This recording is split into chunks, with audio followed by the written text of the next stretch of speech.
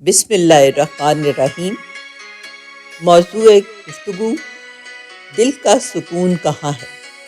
آئیے قرآن کی روشنی میں دیکھتے ہیں۔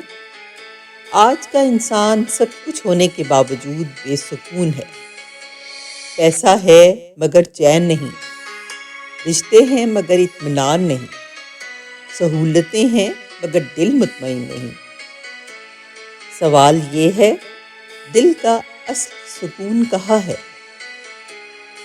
آئیے اس کا جواب قرآن کریم کی روشنی میں تلاش کرتے ہیں۔ قرآن کا واضح اعلان۔ اللہ تعالیٰ فرماتے ہیں، بسم اللہ الرحمن الرحیم، الا بذکر اللہ تطمئن القلوب۔ خبردار، اللہ کے ذکر سے ہی دلوں کو سکون ملتا ہے۔ یہ آیت ہمیں واضح پیغام دیتی ہے کہ دل کا سکون نہ دولت میں ہے، نہ شہرت میں ہے، نہ انسانوں میں ہے، بلکہ اللہ کی یاد میں ہے۔ انسان کیوں بے سکون ہے؟ قرآن ہمیں بتاتا ہے کہ دل کی بے سکونی کی چند بڑی وجوہات ہیں۔ نمبر 1، اللہ سے غفلت۔ نمبر 2، دنیا سے حد سے زیادہ محبت۔ نمبر 3، ہر چیز پر کنٹرول کی خواہش۔ نمبر 4، شکوے، حسد اور مایوسی۔ اللہ فرماتے ہیں، جس کا ترجمہ ہے، جو میری یاد سے منہ موڑے گا اس کی زندگی تنگ ہو جائے گی۔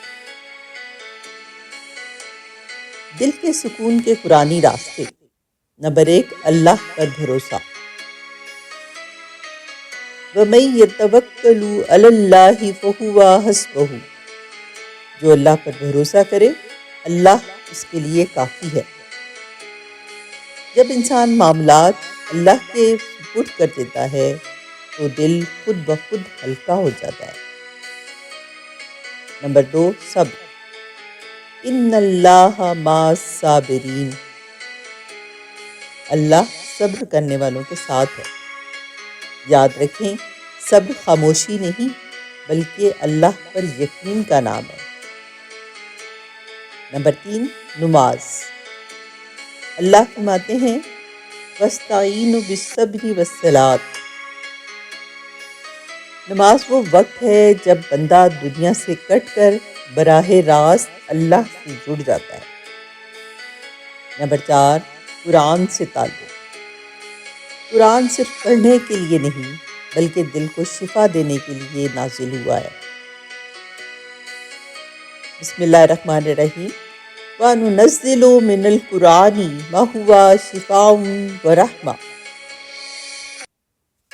اگر آپ واقعی دل کا سکون چاہتے ہیں تو اللہ کو اپنی زندگی میں شامل کریں، قرآن کو اپنا ساتھی بنائیں، سجدے کو اپنی طاقت بنائیں۔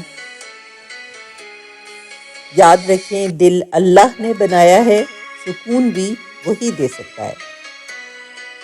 دعاؤں میں یاد رکھیں۔ جزاک اللہ خیر۔